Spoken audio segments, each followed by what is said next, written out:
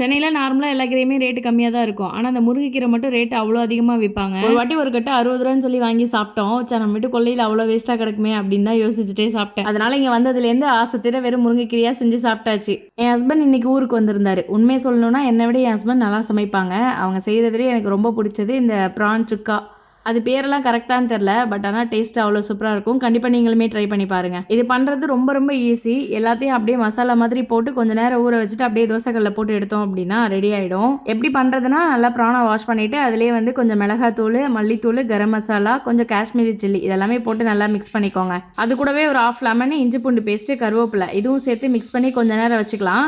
இதில் மெயினான விஷயமே பார்த்தீங்கன்னா, பூண்டு வந்து குட்டி குட்டியாக நறுக்கி போட்டோம் அப்படின்னா டேஸ்ட் அவ்வளோ சூப்பராக இருக்கும். கொஞ்சம் நேரம் மசாலாலாம் ஊறினதுக்கப்புறம் தோசைக்கல் வச்சு அதில் எண்ணெய் ஊற்றி நம்ம மசாலா போட்டு வச்சுருக்கோம் இல்லையா, அந்த ப்ரான் எல்லாமே போட்டு குக் பண்ணிக்கலாம். அப்படியே ப்ரானை போட்டுட்டு க்ளோஸ் பண்ணி வச்சுட்டிங்க அப்படின்னா இந்த மசாலா எல்லாமே ஒன்று சேர்ந்து ஒரு மாதிரி கிரேவி மாதிரி வரும். அவ்வளோதான், கொஞ்சம் நேரம் மூடி வச்சு குக் பண்ணோம் அப்படின்னா ரெடி ஆகிடும். கண்டிப்பாக இதே மாதிரி நீங்களும் ட்ரை பண்ணுங்கள். இன்னொரு vlogல பார்க்கலாம். பாய்.